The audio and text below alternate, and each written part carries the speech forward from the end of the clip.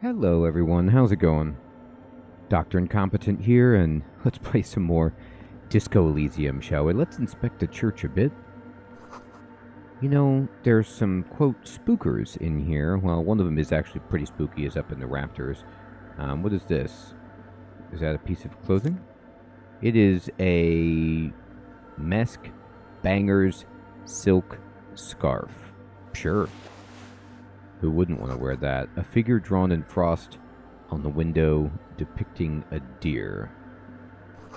Frost has drawn flowers on the glass, obscuring the view. Indeed. Why not? Obscure it.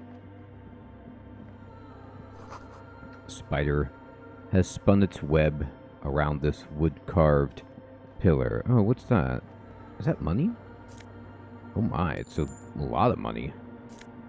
Oh, it's a pair of shoes to just add empathy. Wow, there's some really good gear in this place. You find a piece of clothing that just adds positively. It's amazing. Alright, what is this? A machine stands in the corner, watched over by the figures on the stained glass window. It's turned on and quivering with soft electricity. Okay. Another radio computer. And this time it's already turned on. He seems cautious around the machine. We should leave. I doubt this place bears any connection to the case. Yes, but it looks just like the one in the doomed commercial area. It's also quite similar to the one we have down at the station. Must be the same model. He inspects the machine's framework, careful not to touch anything. Little box of radio waves. Wait, let me just investigate it. You see fluorescent play and print buttons on the keyboard. A hatch connected to the central compartment is wide open. The lieutenant says nothing. You see the machine's glowing frame reflected back from his diamond-shaped glasses. You're free to proceed. Look inside the compartment. Behind the hatch sits a cube-like crisscross of filaments, smoldering in the dark like fireflies. Silver tape on the side says, in black marker, log, February to March. Another filament memory. Press play to talk with the repeater. Press play. The speaker comes to life. Static seeps through the machine's planar magnetic driver. An old lady greets you. Her voice sounds 100 years old. Good afternoon. Fortress accident on Censored. This is the East Insulindian Repeater Station 1. Please repeat. Is this the personal log? This is the lady we talked to before. It's the same old woman you spoke with through the radio computer in the doomed commercial area. Yvonne, it's me again. How are you? Good, thank you. Please repeat. Is this the personal log? I looked inside the core, but the tape on the filament just said log February to March. Good. Please repeat the password. Let's look around. There's no use trying to guess the answer. Okay. Maybe he knows something.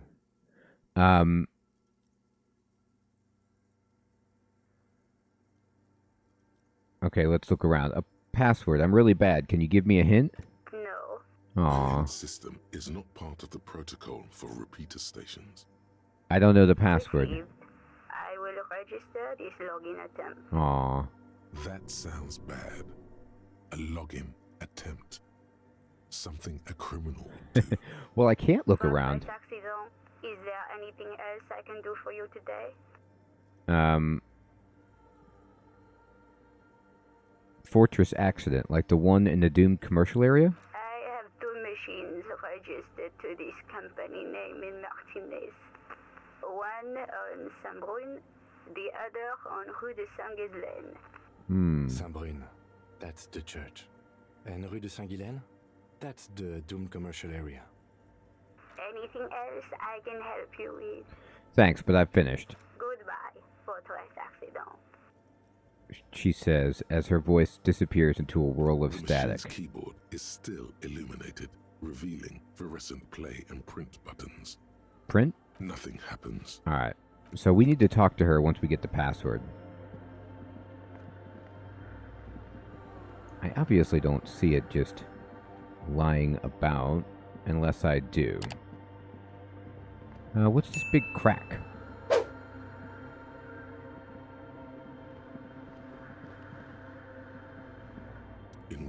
silver and apricot faience, the young mother of humanism stands above you.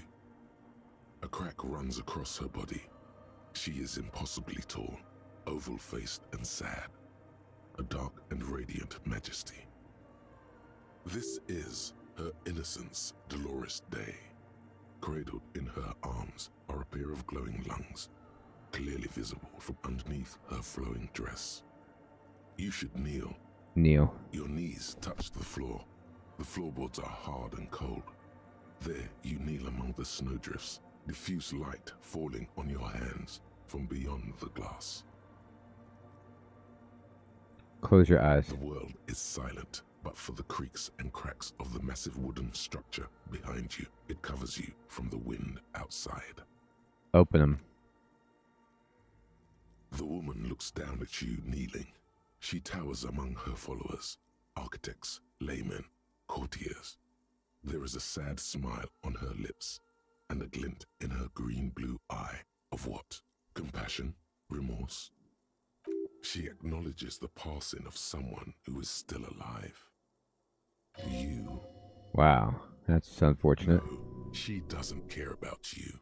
She only cares about her shiny sovereign's orb and her silk robes and getting to the aerodrome on time to leave. It's compassion. As that soft word passes through your mind, the lieutenant draws an X-shaped cross from shoulder to shoulder. Do the same as you Your get up. fingertips touch your chest 4 times. Then you rise from your knees into the apricot-colored light of the window. Above you, the woman still smiles her distant smile, sundered by the crack in the glass. This is Dolores Day. Yes. I wasn't sure before, but this must be the DeLorean Church of Humanity in Martinez. It's called the Small Pinewood Church in some records. You knew of the place? It's a minor landmark, not easy to find. Most maps misplace it. It was built not long after Ravachol's founding, 300 or so years ago, by first-generation settlers. On the coast of an uninhabited archipelago where only animals had roamed before, in the wild reeds. What else do you know?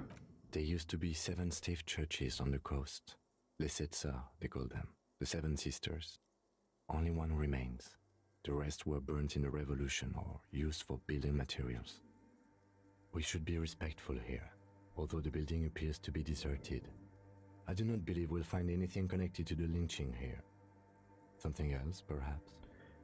He looks at the machinery lying around. Respectful? Is the lieutenant a follower of DeLoreanism?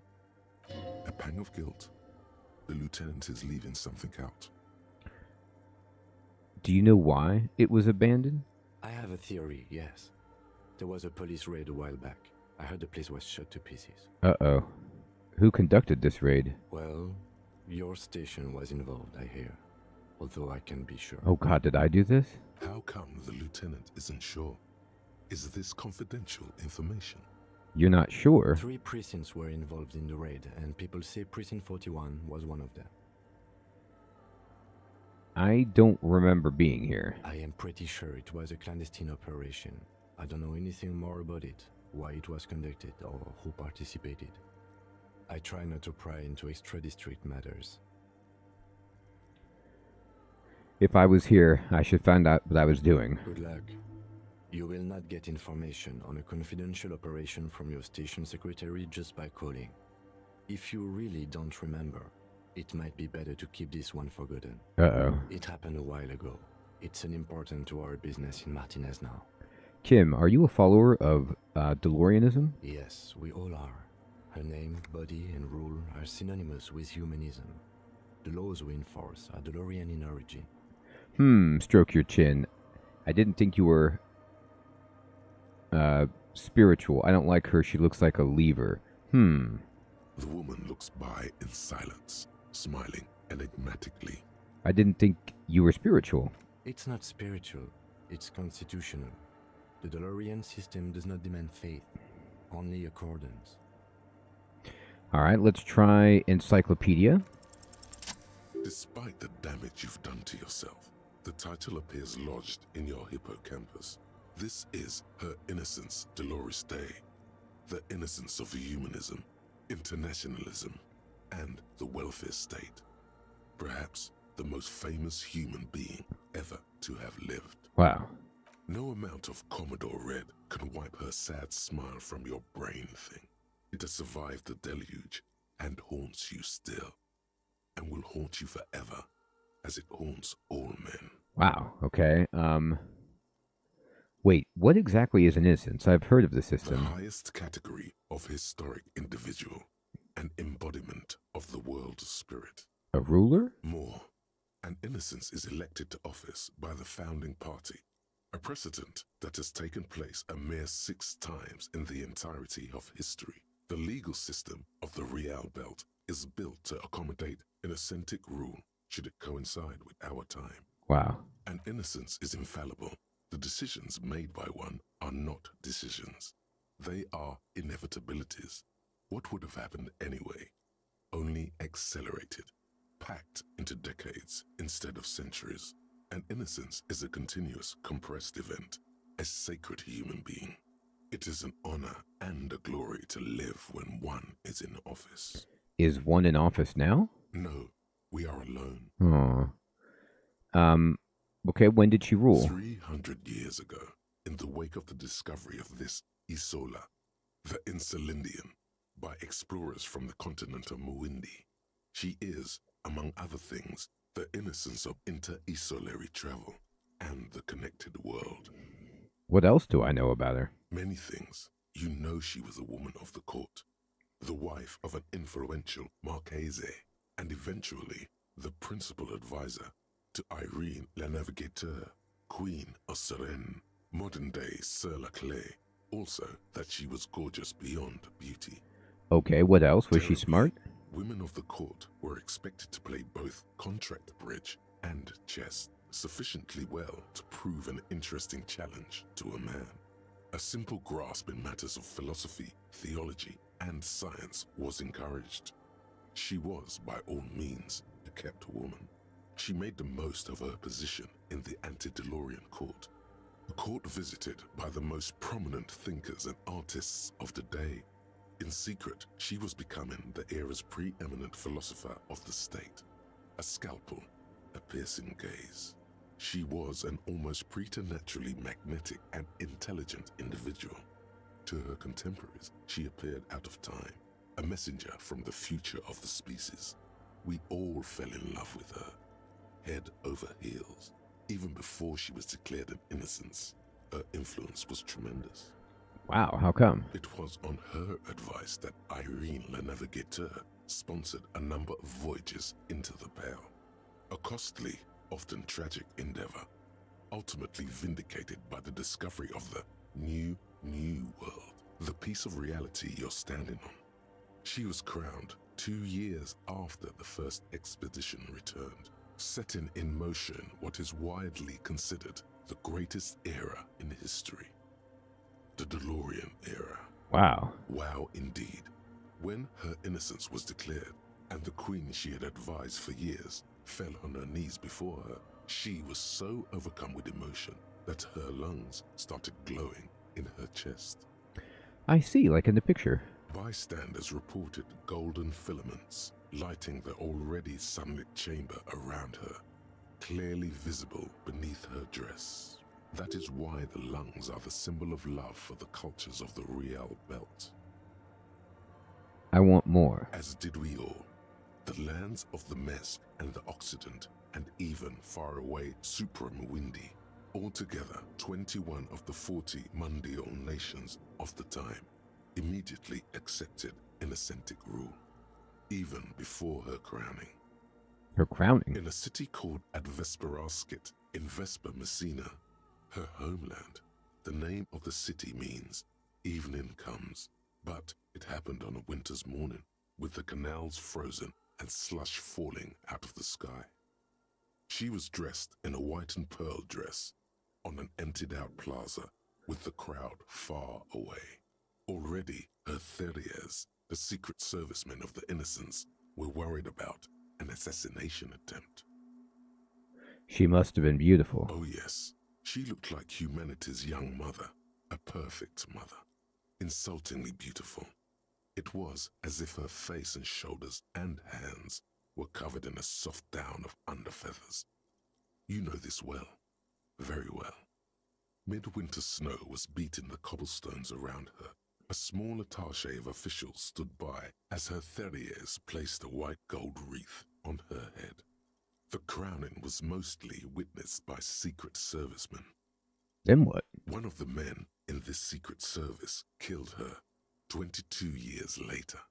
A young man who had come to suspect that Dolores Day was not entirely human, but something else. What? Something that had walked in our midst, watching us stumble for hundreds, if not thousands of years, until it decided to interfere in the course of our history.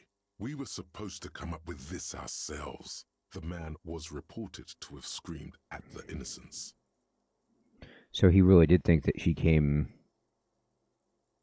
from the future or somewhere else to help us. Dolores Day was shot in the chest with a fowling piece 8 times.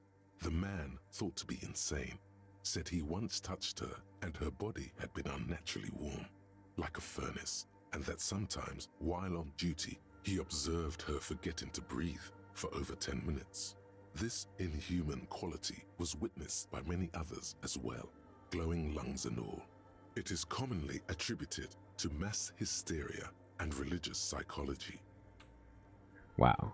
Was there something terrifying about her? Terrifying is a term too emotionally charged for your semantic memory, or what remains of it. But although she's often considered to be the greatest human being to ever live, there was something ominous about Dolores Day, constantly surrounded by her Theriers. She was the most socially secluded and least self-aware of all the innocences. Some modern thinkers would consider her a war criminal for the campaigns she waged against the Mesk state. And then there were the resettlement programs. What happened? The Mesk state tried to detach itself from innocentic rule. Parts of the world were experiencing whiplash from accelerating into secularism. Her mandatory education programs and mass resettlement of upstream Marguerite were problematic as well. Dissenters were suppressed by a military force she called the Army of Humanity, suggesting those who fight against it are not part of humanity. It's a good one. She adored chess, yes, but also military war games. Dolores Day often holds a tiny tin soldier between her index finger and thumb in icons such as this. She was also blonde, the blondest woman you have ever seen, with green eyes the color of the Pacentic, mare interregnum. Little is known of her Marchese husband. It's as if he vanished from history after completing his role, which was to introduce Dolores Day to court. In conclusion, yes, there is something lonely, paranoid, and even terrifying that people seldom mention, but feel when they think of her. This subtle terror is part of her iconography. Lieutenant Yefrater, you've stood there for over 5 minutes. It's an impressive painting. What are you thinking of, if I may ask? War criminal.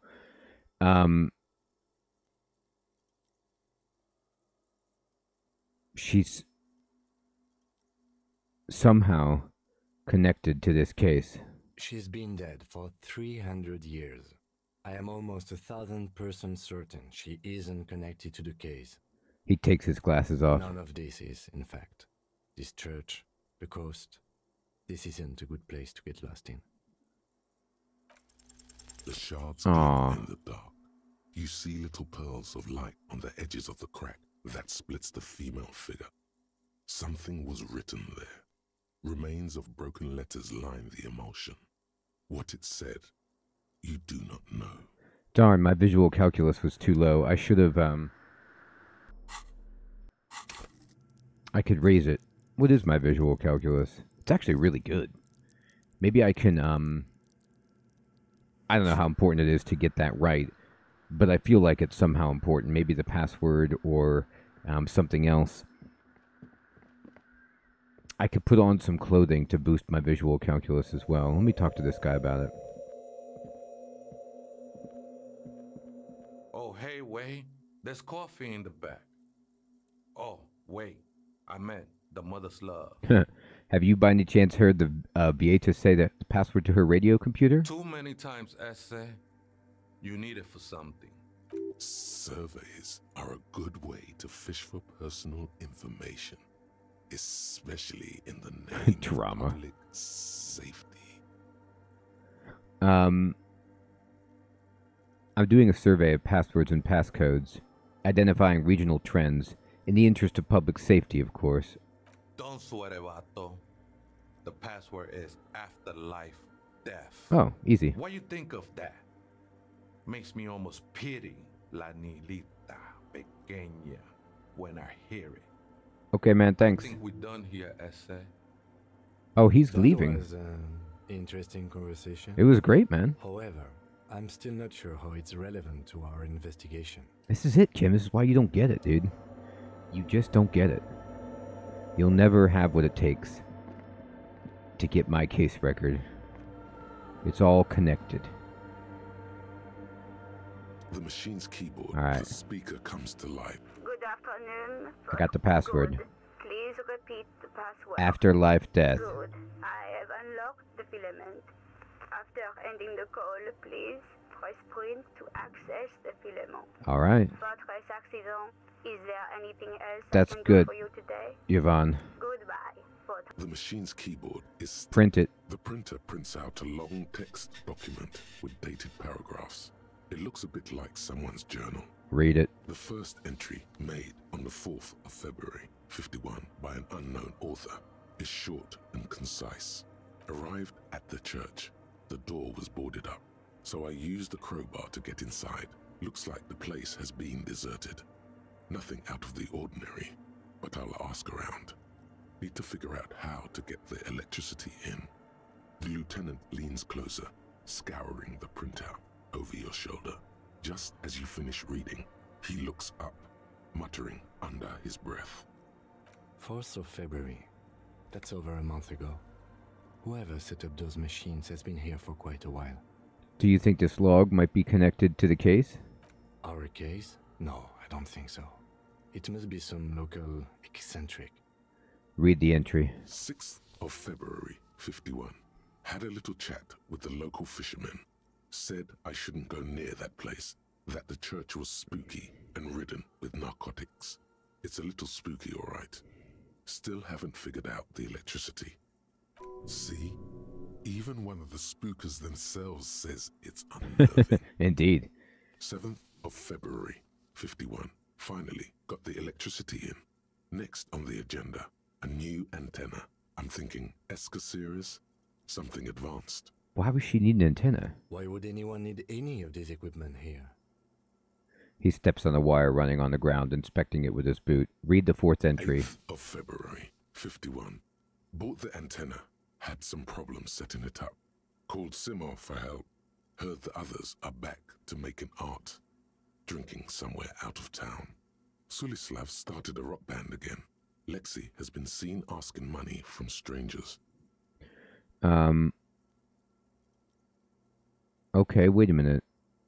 Lexi, Sulislav, okay, other people. But at least the artists have their act together. They're qualified labor. They can get work anywhere. Graphic design, ads. The programmers are doing fine too. I mean, they're programmers. The writers, though, they're fucked. So maybe these are from the D&D game. I just have to find out what caused that data loss and be done with it. Still don't understand how it managed to wipe out the backup, when the backup wasn't even connected to the front. I know. Everyone thinks it's impossible. They say I must be lying. I'm here to set it right. A data loss? Seems like something to do with radio computers. Unfortunately, I don't know enough about them to understand what the author is saying. Something about the backup data getting destroyed, and how everyone thought it was the author's fault. Let's just keep reading. Artists, programmers, Lexi, who are all those people? I think these people worked in the radio computer games That's right. business. The one we saw in the Doom commercial area. They must be her former co-workers. Read the 5th entry. 12th of February, 51. Brought some food from the grocery store. Apparently, there's a strike going on in the harbor. Definitely not happy to see the Martinez people again. Everything's now set up in the church. Going to start working tomorrow, 8 a.m. The strike. We are nearing the date of the murder. That's right. Keep reading. I'm interested now. I want to know what's that radio anomaly that sent this person here in the first place. Read the 6th entry. 25th of February, 51. I've been sending data up to Lintel for a while now, trying to recreate the data loss, but nothing. Didn't even feel like logging in, the disappointment. But I did discover a curious audio-spatial anomaly at the back of the church. I've named it the Swallow. It swallows sound. Need to get some mics. Now that's what we were at. Is she talking about? Yep, she is. 28th of February, 51. Yes, the first recordings confirm that the Swallow is real, and I'm not just losing my mind. It's a pillar of silence, with a diameter of approximately 3 meters. Seems like the higher I go, the less I record.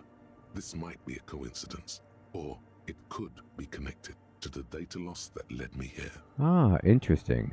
The pillar of silence. She is talking about the silence. Is she suggesting it's more than just an architectural quirk? But what could it be? Look at the water basins. The lieutenant doesn't answer. He follows your gaze, studying the basins. The water shines in them. No ripples. Read the 8th entry. March 51. Some kind of young disco men have appeared next to the church. I've been trying to record the silence to Disco find the men. epicenter, but now it turns out I've also been capturing the future of dance music, one neo-disco song over and over again. Uh-huh. Fortunately, the song is so monotonous, I was able to devise an algorithm to factor it out. The other day, one of the disco men came in.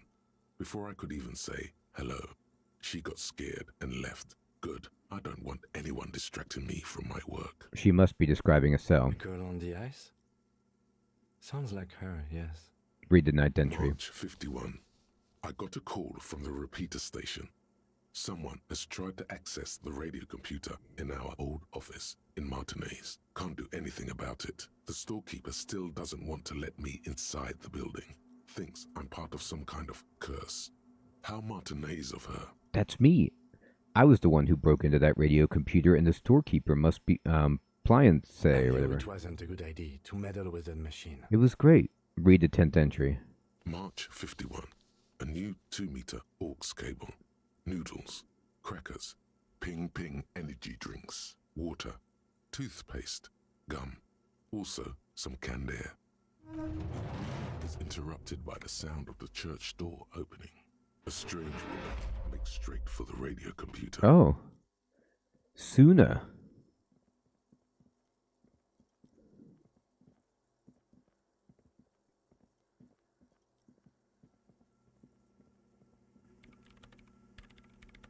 She's just typing. Breaking into my radio computer, I see.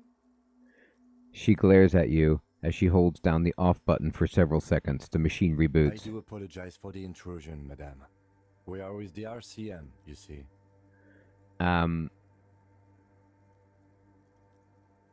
We're here on a side case representing certain music venue organizers. Well, you won't find any music venue organizers here. She barely looks up from the keyboard. You hear the machine whir back to life. It's just me and my computer, and it has been this way for weeks. Now please give me some room.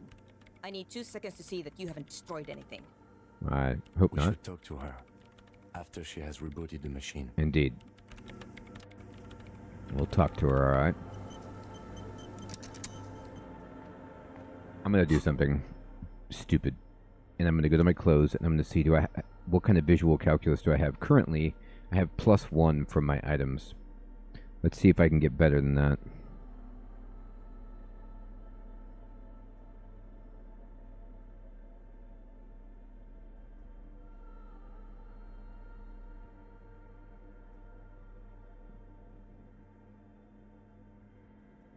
+1 from this jacket.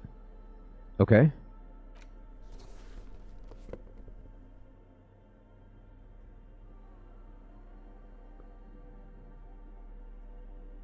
-1, is that good?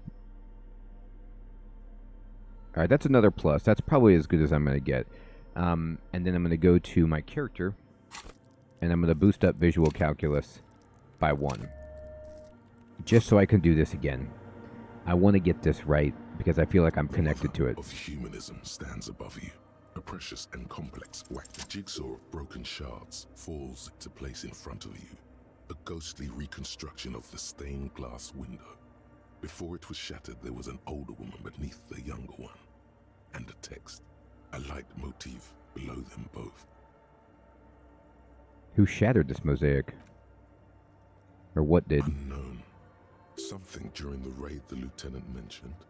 Or just hooligans looking for something to break. Yeah, there is an older woman. Who's the older woman? The escutcheon on her throne says, Irene the Navigator. Ah. She is depicted as an older woman wearing thick-rimmed eyeglasses, holding a golden rights apfel in one hand and a scepter in the other. This is the queen her innocence day advised. Above, she herself is whole. Small figures of wise men, common men, worshippers walk up the stairs to stand at her feet. Secret servicemen, 30 years, stand in a row guarding her. It must have taken years to produce this work in all its dizzying detail. The motto, what does it say? Below both women, in luminous black letters, Après la vie, mort. Après la mort, la vie de nouveau. And then, along the left side, Après le monde, la gré. Après le gré, le monde de nouveau.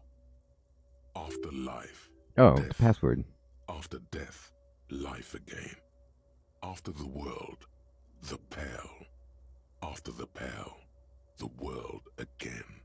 This is the great leitmotif of humanism, a summary of the effect of the discovery of this Isola, the Insulindian, on human thinking. A tremendous sea change, akin to finding life after death. Could these words be the password that unlocks the filament memory? Lieutenant, this used to say after life, death, after... Death, life again. After the world, the pale. After the pale, the world again. This exaltation is common in Dolorian sacralism. In the early years, it was even incorporated as the RCM slogan. No more, however. Why? It was deemed subservient to use a strongly moral intern-related motto. We already suspected of bootlicking. The sentence was also seen as too feminine. It was a macho thing. Justice, union, prudence, and force. This is the new RCM motto. I like the other one better. So do I. The mother of humanism towers above you. A wax painting on a cracked pane of glass. Nothing has changed in her expression. So, you know, I wonder if I would have got anything extra from getting the password from this instead of talking to the guy. But anyway. So, we're making really, really good progress here, and my goodness, the amount of history that we got just looking at this amazing lady, the mother of humanism, the innocence,